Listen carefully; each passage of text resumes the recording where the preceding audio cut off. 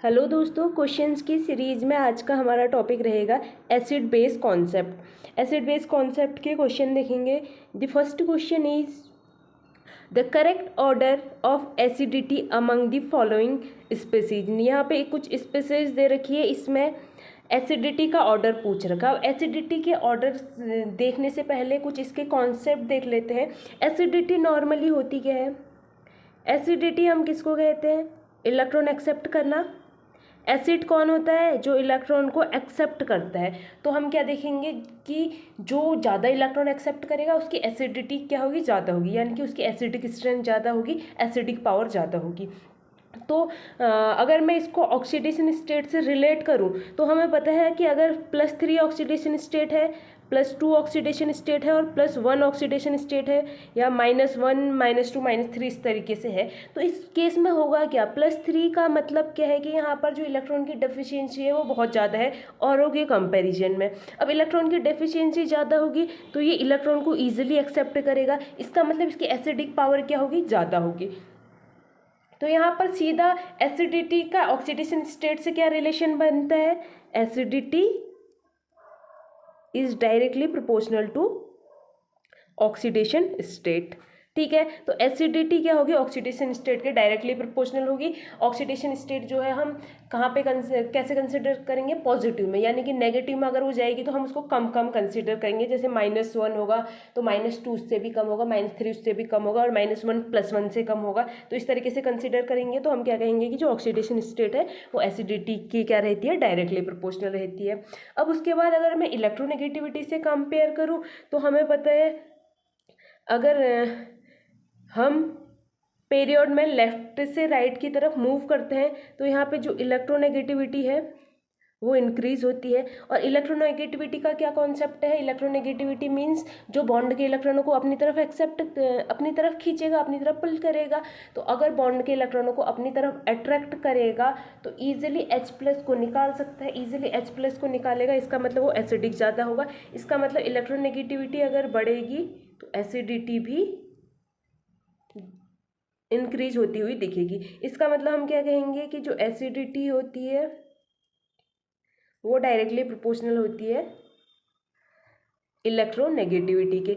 अब यहाँ पे अगर मैं डोमिनेंट फैक्टर की बात करूँ तो इन दोनों में से जो डोमिनेंट फैक्टर होता है, डोमिनेंट फैक्टर वो ऑक्सीडेशन स्टेट रहता है।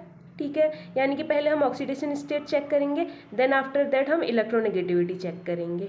तो ये तो हमारा डोमिनेंट फैक्टर हो गया। अब ऊपर जो भी हमें स्पीसीज दे रखे हैं उनको देख लेते हैं। वहाँ से इन कॉन्सेप्ट्स, ये जो कॉन्सेप्ट है वो हमारे लिए सफिशिएंट है क्वेश्चन सॉल्व करने के लिए। अब सबसे पहले स्कैंडियम +3 दिया है, फिर उसके बाद +2 दिया है, फिर +2 दिया है, फिर +1 दिया है। इसका मतलब ये तो हमें पता चल गया कि जो +3 वाला है उसकी जो एसिडिटी होगी वो तो सबसे ज़्यादा होगी क्योंकि इसकी ऑक्सीडेशन स्टेट ज़्यादा है। फिर +2 वाले की होगी, फिर +1 वाले की होगी। ठीक है, अब +2 वाले भी दो हैं, तो +2 वाले जो दो हैं उनमें एक निकल है, दूसरा मैग्नीज है। हमें पता है मैग्नीज पहले आता है फिर निकल आता है, और मैग्नीज से अगर निकल की तरफ जाए यानी कि लेफ्ट टू राइट जाए तो जो इलेक्ट्रोनेगेटिविटी है, इलेक्ट्रोनेगेटिविटी इंक्रीज होगी, इसका मतलब एसिडिटी इंक्रीज होगी। एसिडिटी इंक्रीज होगी तो हम क्या कहेंगे? जो निकल +2 है इसकी एसिडिटी ज़्यादा रहेगी इन कंपेयर टू मैग्नीज +2। ठीक है, तो यहाँ पे हमारा जो निकल वाला होगा उसकी ज़्यादा होगी मैग्नीज वाले से। ये +2 थे, देन आफ्टर दैट हमें ज़रूरत पड़ी इलेक्ट्रोनेगेटिविटी में मूव करने की। अदरवाइज जो हमारा क्वेश्चन था वो ऑक्सीडेशन स्टेट से ही सॉल्व हो जाता है। इसलिए मैं कह रही हूँ पहले जो ऑक्सीडेशन स्टेट है उसको चेक करेंगे, देन आफ्टर दैट अगर ज़रूरत पड़ती है तो इलेक्ट्रोनेगेटिविटी में मूव करेंगे। तो यहाँ से जो हमारा सीक्वेंस बनता है वो सीक्वेंस क्या रहेगा? स्कैंडियम, क्योंकि ये +3 है तो इसकी सबसे ज़्यादा रहेगी। फिर उसके बाद निकिल और मैग्नीज में +2 है तो ये ज़्यादा रहेंगे +1 के कंपैरिजन में, और दोनों में +2 है तो इलेक्ट्रोनेगेटिविटी देखेंगे तो निकल की ज़्यादा होती है तो निकल का ज़्यादा रहेगा। ये हमारा सीक्वेंस रहेगा एसिडिटी का। अगला क्वेश्चन है इन द रिएक्शन, दो रिएक्शन दे रखी है, पहली रिएक्शन को ए कहा है, दूसरी रिएक्शन को बी कहा है। वाटर बिहेव्स एज, वाटर किसकी तरह बिहेव कर रहा है कह रहा है इन दोनों रिएक्शन में। अब अगर दोनों रिएक्शन को, हाँ दोनों रिएक्शन का एनालिसिस करें तो क्या होगा, पहली रिएक्शन में क्या हो रहा है, जो वाटर है Cl नेगेटिव को एक्सेप्ट कर रहा है, और दूसरी रिएक्शन में क्या है, जो वाटर है Mg+2 के साथ रिएक्ट कर रहा है। इसका मतलब ये है कि पहली रिएक्शन की अगर मैं बात करूँ तो जो वाटर है वो हाई इलेक्ट्रोनेगेटिव एटम को एक्सेप्ट कर रहा है, हाई इलेक्ट्रोनेगेटिव एटम को एक्सेप्ट कर रहा है। और अगर हाई इलेक्ट्रोनेगेटिव एटम को एक्सेप्ट कर रहा है तो इसका मतलब ये बिहेव करेगा एसिड की तरह।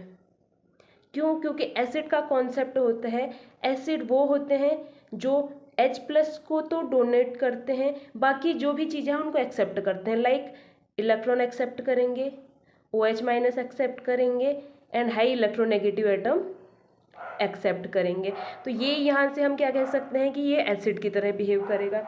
और अगर मैं बेस की बात करूँ तो इसके अपोजिट बेस क्या होगा, बेस H+ को तो एक्सेप्ट करेंगे, बाकी सारी चीज़ों को डोनेट करेंगे, बाकी सारी चीज़ों को डोनेट करेंगे मतलब OH- को डोनेट करेंगे, हाई इलेक्ट्रोनेगेटिव एटम को डोनेट करेंगे और इलेक्ट्रॉन को भी डोनेट करेंगे। इलेक्ट्रॉन पेयर डोनेट करते हैं बेस, ये हमें पता ही है।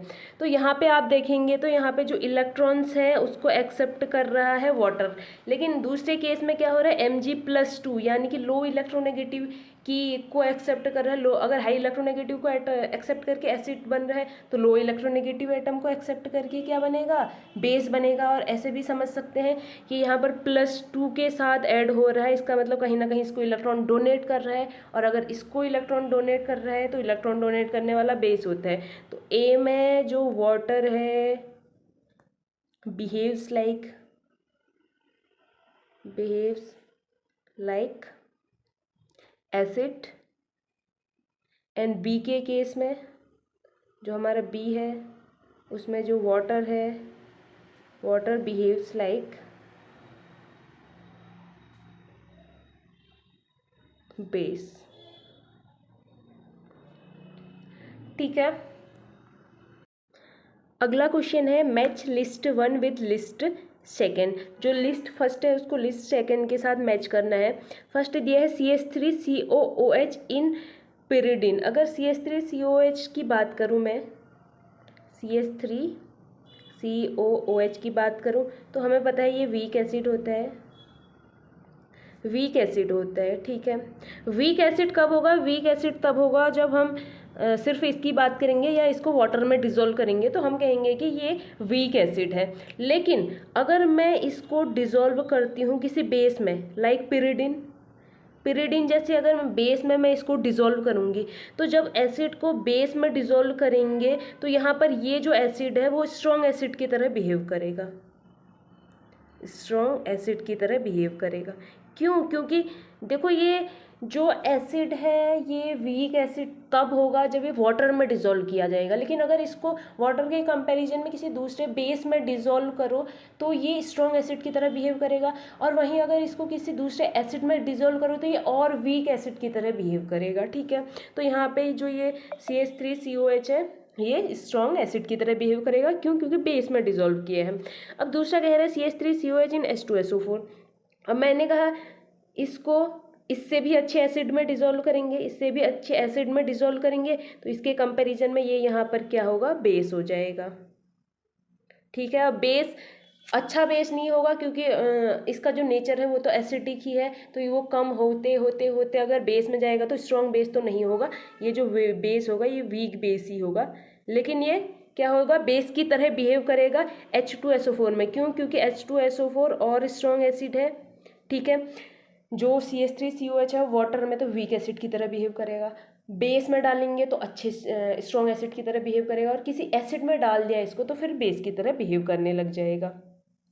और उसके बाद है HClO4 इन H2SO4। HClO4 इन H2SO4 अगर मैं इसकी बात करूँ तो जो ये HClO4 होता है परक्लोरिक एसिड, ये बहुत स्ट्रॉन्ग एसिड होता है और बहुत स्ट्रॉन्ग एसिड होता है। तो यहाँ पे जो H2SO4 है H2SO4 से अच्छा एसिड होता है तो ये H2SO4 में डालने के बाद भी एसिड की तरह ही बिहेव करेगा, लेकिन वीक एसिड की तरह बिहेव करने लग जाएगा। वैसे तो हमें बताइए स्ट्रॉन्ग एसिड है, स्ट्रॉन्ग एसिड है। स्ट्रॉन्ग एसिड किस में है? जब इसको वाटर में डिजोल्व करेंगे, लेकिन इसको एसिड में डिजोल्व किया है, वाटर से अच्छे एसिड में डिजोल्व किया है, तो ये जो स्ट्रॉन्ग एसिड है, स्ट्रॉन्ग एसिड से वीक एसिड में कन्वर्ट हो जाता है।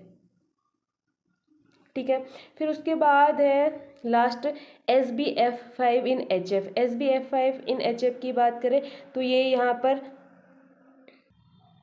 एसिड की तरह ही बिहेव करता है, क्योंकि इससे अच्छा एसिड होता है। तो यहाँ से हमने सिर्फ ये सीखा कि अगर कोई वाटर में एसिड की तरह बिहेव कर रहा है तो उसको उससे अच्छे अगर एसिड में डाला जाए तो बेस की तरह बिहेव करने लग जाएगा, और उससे वीक एसिड में डाला जाए तो एसिड की तरह ही बिहेव करेगा, और अगर किसी बेस में डाला जाए तो फिर वो वीक एसिड जो है स्ट्रॉन्ग एसिड की तरह बिहेव करने लग जाता है। अगला क्वेश्चन है the compound that will behave as acid in H2SO4। H2SO4 ये कह रहा है ऐसा कंपाउंड बताओ जो H2SO4 में एसिड की तरह बिहेव करे। देखो अब H2SO4 में एसिड की तरह, H2SO4 में डालने पर अगर एसिड की तरह बिहेव कर रहा है तो इसका मतलब ये तो यहाँ पर फिक्स है, ये तो यहाँ पे कंफर्म है कि वो H2SO4 से स्ट्रॉन्ग एसिड होगा, H2SO4 के कंपैरिजन में स्ट्रॉन्ग एसिड होगा। इसलिए इसलिए ही वो H2SO4 में डालने के बावजूद भी एसिड की तरह बिहेव कर रहा है। तो यहाँ पर एक जो HCl होता है, HCl ये H2SO4 से अच्छा एसिड होता है। अगर ये ऑप्शन में है तो आप ये भी टिक कर सकते हैं, बट यहाँ पे ऑप्शन में था hydrogen perchloric acid, hydrogen perchloric acid था ऑप्शन में, और ये भी जो होता है H2SO4 से अच्छा एसिड होता है, ये H2SO4 से अच्छा एसिड होता है, तो इसका मतलब H2SO4 में डालने के बावजूद भी ये एसिड की तरह ही बिहेव करेगा। तो यहाँ पे जो आंसर था वो था हाइड्रोजन परक्लोरिक एसिड। अगला क्वेश्चन है match column A with column B. Column A को कॉलम बी के साथ मैच करना है। फर्स्ट में एक्शन ऑफ H2O2 के एक्शन के बाद मतलब H2O2 का एक्शन कराया जा रहा है, और जो रिएक्शन है ये यहाँ पर दे रखी है। इसमें H2O2 के एक्शन के बाद यहाँ पे क्या हो रहा है वो आपको बताना है। अब जो ऑप्शन है वो कुछ इस तरीके से दे रखे हैं, oxidation in acid, oxidation in base, reduction in acid, reduction in base. सबसे पहले तो यहाँ पे ऑक्सीडेशन और रिडक्शन के टर्म दिए हैं, और हमें ऑक्सीडेशन और रिडक्शन के टर्म जो होते हैं क्लियर होते हैं, इसलिए हम ये देख लेते हैं कि पहले कहाँ पे ऑक्सीडेशन हो रहा है और कहाँ पे रिडक्शन हो रहा है, ताकि हम यहाँ पे जो दो ऑप्शन है उनको एलिमिनेट कर सके, और ऑक्सीडेशन के साथ ऑक्सीडेशन वाला और रिडक्शन के साथ रिडक्शन वाला जो ऑप्शन है उसको मैच कर सके। तो सबसे पहले बात करते हैं ऑक्सीडेशन। ऑक्सीडेशन देख लेते हैं, यहाँ पे जो -4 है -3 में कन्वर्ट हो रहा है, यानी कि ऑक्सीडेशन स्टेट जो है इंक्रीज हो रही है, क्योंकि -4 कम है -3 ज़्यादा है, तो इसका मतलब ये तो ऑक्सीडेशन हो रहा है, ये ऑक्सीडेशन हो रहा है। उसके बाद +2 +4 में कन्वर्ट हो रहा है, ये भी ऑक्सीडेशन हो रहा है। ठीक है, तो ऊपर के तो या तो ये और ये मैच करेंगे या ये और ये मैच करेंगे, इतना कंफर्म हो गया है, क्योंकि ऊपर के दोनों में ऑक्सीडेशन हो रहा है। नीचे बात करूँ तो नीचे क्या हो रहा है, -1 कन्वर्ट हो रहा है +2 में, सॉरी -1 नहीं, यहाँ पर जो है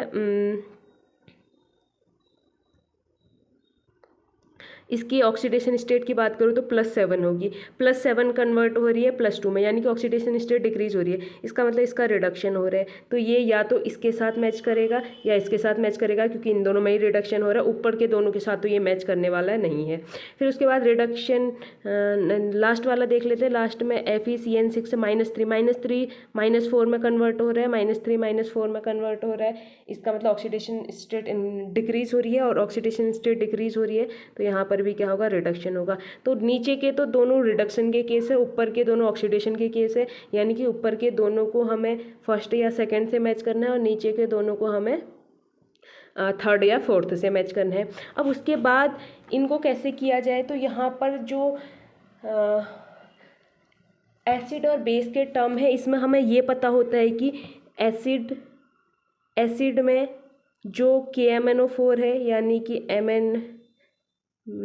MnO4 माइनस पर मैग्नेट हम जिसको कहते हैं, ये एसिड में Mn2+ में कन्वर्ट हो जाता है। ये हम कई जगह पढ़े रहते हैं। तो यहाँ पर एसिड में हमें ये रिएक्शन देखने को मिलती है।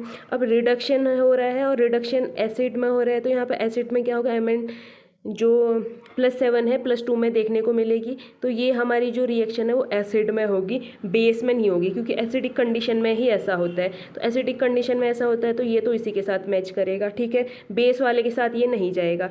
यहाँ पे सिर्फ एसिड और बेस ही हमारे लिए बचे थे। ऊपर वाला एसिड इसलिए नहीं था क्योंकि ऊपर ऑक्सीडेशन हुआ है और हमें पता है इसमें रिडक्शन हुआ है, इसलिए हमने इसको क्या किया, इसमें रिडक्शन भी हो रहा है और एसिड में ये रिएक्शन होती है, इसलिए हमने इसको थर्ड से मैच किया है, फर्स्ट से मैच नहीं किया है। और फोर्थ से क्यों मैच नहीं किया है, क्योंकि फोर्थ में बेसिक कंडीशन है, ठीक है। अब हमें इतना तो पता चल गया। दूसरी बात, अब मैग्नीज जो है एसिडिक मीडियम में ऐसा करता है, तो यहाँ पर एसिडिक मीडियम में ये तो नहीं करेगा। देखो एसिडिक मीडियम में Mn2+ Mn4 में कन्वर्ट नहीं होगा, क्योंकि हमें पता है कि एसिडिक मीडियम में क्या होता है, एसिडिक मीडियम में +7 +2 में कन्वर्ट होती है। इसका मतलब ये तो नहीं होगा, ये नहीं होगा, तो फर्स्ट वाला फर्स्ट से ही मैच होगा। तो यहाँ पर हमें क्या देखने को मिला, देखो एक चीज़ पता हो तो बाकी चीज़ें हम उससे रिलेट करके निकाल सकते हैं। तो जो फर्स्ट होगा वो फर्स्ट से ही मैच करेगा, क्योंकि वो सेकंड से इसलिए मैच नहीं कर सकता क्योंकि एसिडिक कंडीशन में Mn+7 +2 में कन्वर्ट होता है, ना कि Mn+2 +4 में। ये एसिडिक कंडीशन में नहीं होता है, और ये अगर एसिडिक कंडीशन में नहीं हो रहा है तो ये ऑफकोर्स ये किस में हो रहा होगा, बेसिक कंडीशन में हो रहा होगा। ऊपर के तीनों मैच हो गए हमारे।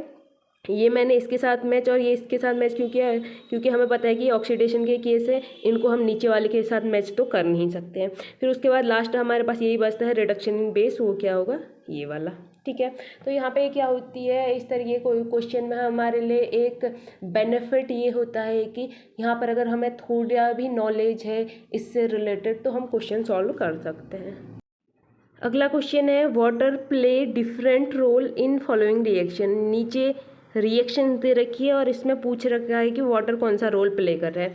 फर्स्ट रिएक्शन की अगर बात की जाए तो वाटर कैल्शियम को कैल्शियम 2+ में कन्वर्ट कर रहा है। वाटर क्या कर रहा है, कैल्शियम को कैल्शियम 2+ में कन्वर्ट कर रहा है। कैल्शियम 0 इसकी ऑक्सीडेशन स्टेट है, यहाँ पर ऑक्सीडेशन स्टेट +2 है, यानी कि 0 को अगर +2 में कन्वर्ट कर रहा है, इसका मतलब इसका क्या हो रहा है, यहाँ पे इसका हो रहा है यहाँ पे ऑक्सीडेशन। और अगर वाटर कैल्शियम का ऑक्सीडेशन करवा रहा है, इसका मतलब वाटर यहाँ पे क्या है, वाटर एक ऑक्सीडेंट है। जो ऑक्सीडेशन करवाता है उसको क्या कहते हैं, हम उसको कहते हैं ऑक्सीडेंट। तो यहाँ पर वाटर ऑक्सीडेंट है, इसका मतलब ये ऑक्सीडेंट से मैच करेगा। देन उसके बाद वाटर Cl- से रिएक्शन करके, वाटर Cl- से रिएक्शन करके इसको एक्सेप्ट कर ले रहा है, हाई इलेक्ट्रोनेगेटिव एटम को एक्सेप्ट कर रहा है और इलेक्ट्रॉन को एक्सेप्ट कर रहा है, इसका मतलब वाटर एसिड है। उसके बाद वाटर Mg2+ को इलेक्ट्रॉन डोनेट कर रहा है, इलेक्ट्रॉन यहाँ पे डोनेट कर रहा है, तब इसके साथ कॉम्प्लेक्स का फॉर्मेशन कर रहा है, तो इसका मतलब यहाँ पे वाटर बेस की तरह बिहेव कर रहा है।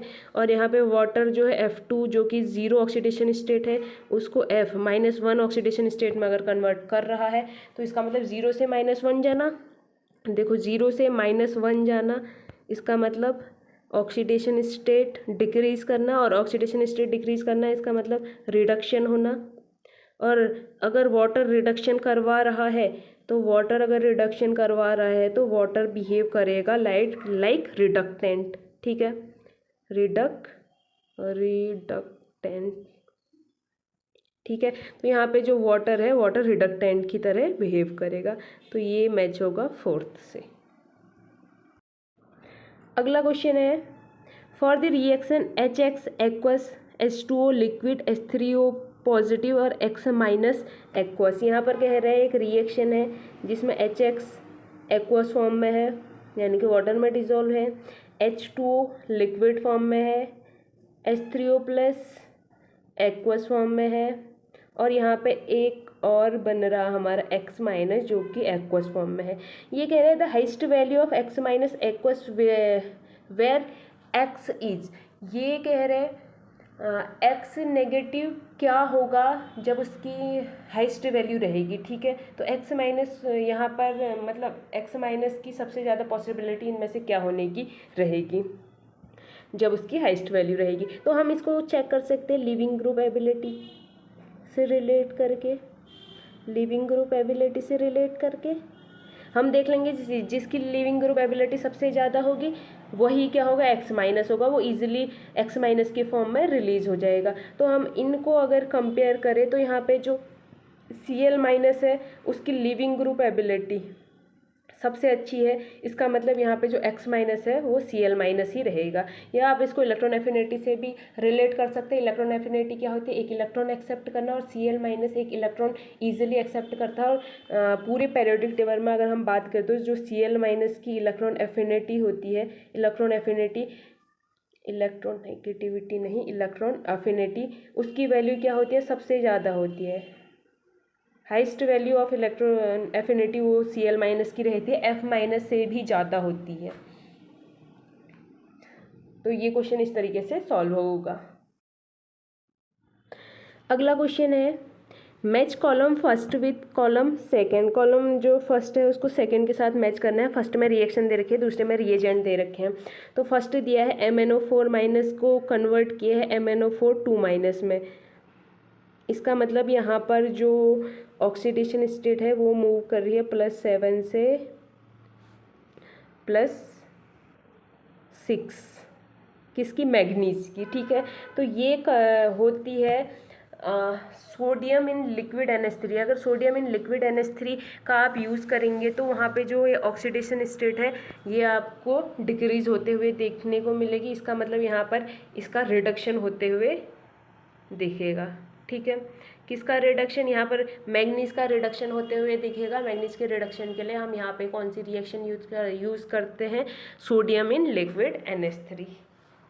फिर उसके बाद है Me3CH। Me3CH को Me3C+ में कन्वर्ट किया है, यानी कि यहाँ से निकला है H माइनस। H माइनस कब निकलेगा, जब हम यहाँ पे किसका यूज़ करेंगे, हम यहाँ पे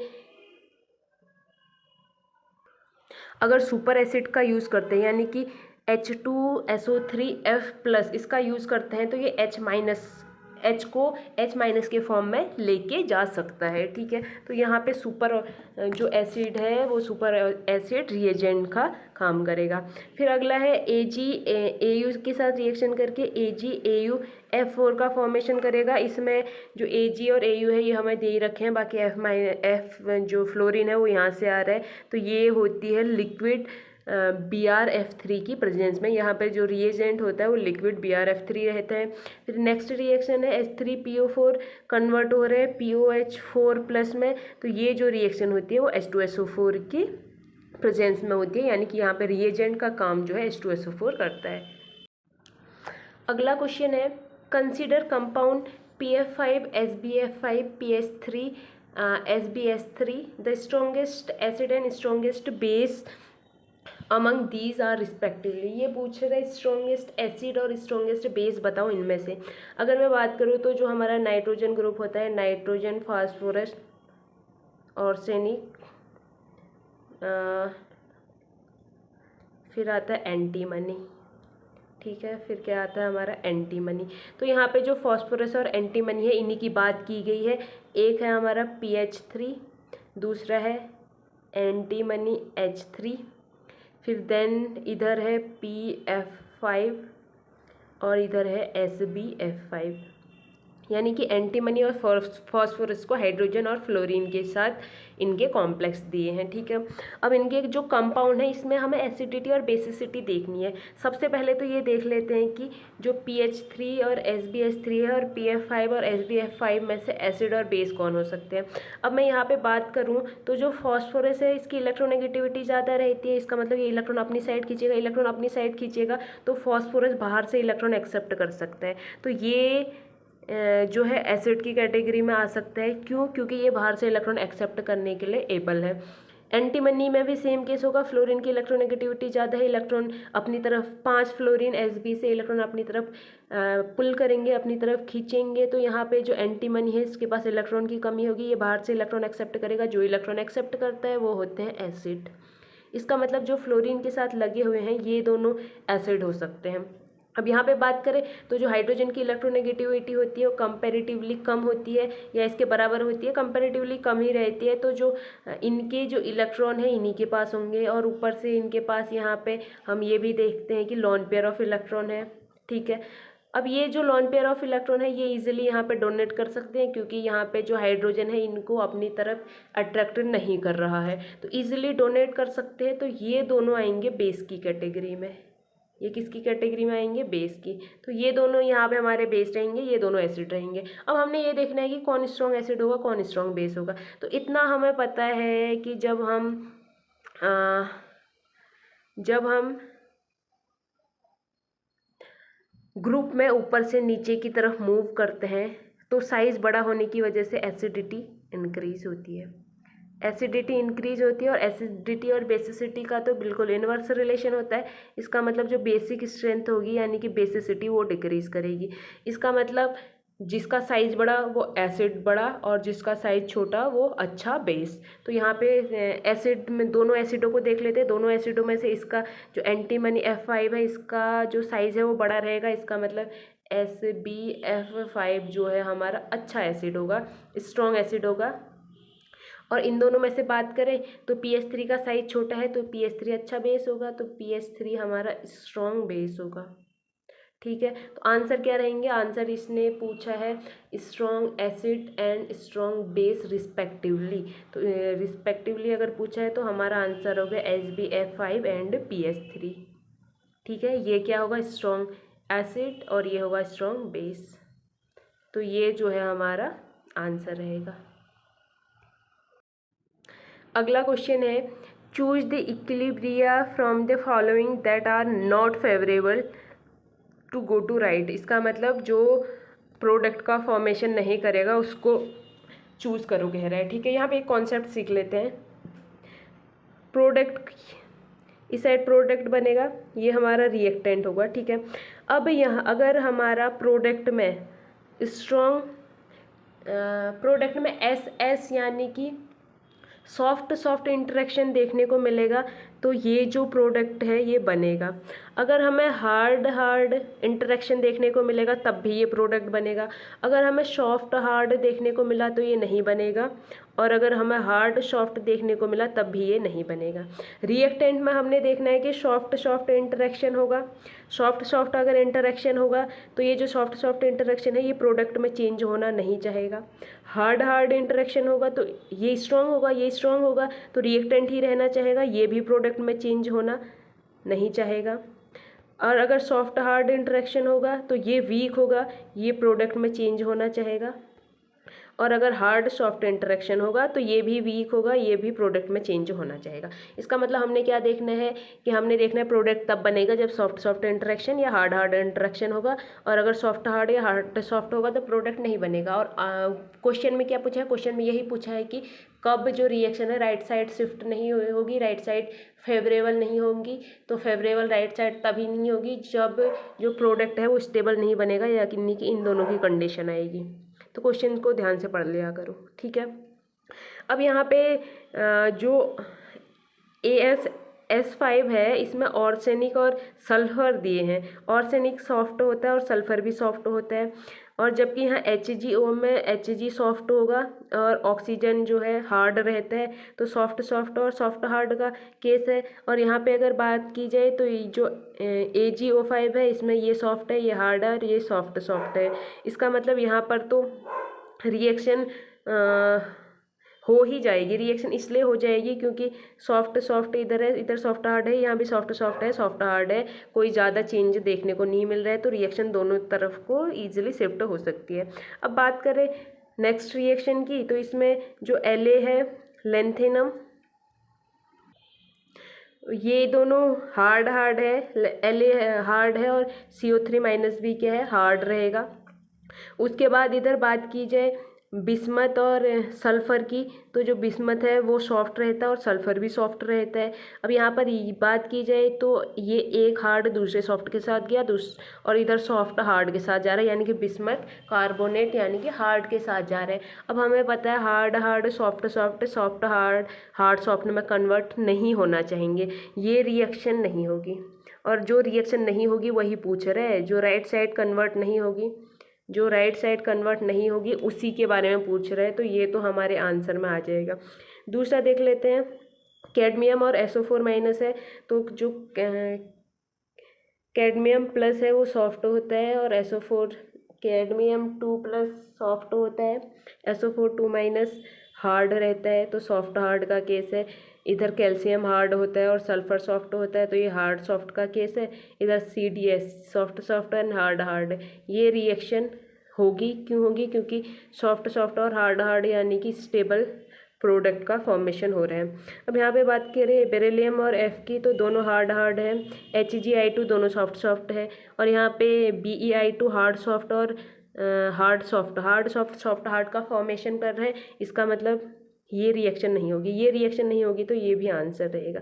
तो आंसर हमारा यहाँ पे रहेगा B एंड C। ठीक है, यहाँ पे ये B एंड C इसलिए हमने सिलेक्ट किए बिकॉज क्वेश्चन में यही पूछा था कि किस में प्रोडक्ट फेवरेबल नहीं होगा, यानी कि राइट साइड को शिफ्टिंग नहीं होगी किस रिएक्शन की। लेकिन अगर क्वेश्चन में ये पूछा रहता कि किस में ज़्यादा शिफ्टिंग होगी, किस में ज़्यादा प्रोडक्ट का फॉर्मेशन होगा, तो फिर A और C आंसर होते। ठीक है, आज के 10 क्वेश्चन यही हैं। आई होप कि समझ आए होंगे। अब फिर मिलेंगे किसी दूसरे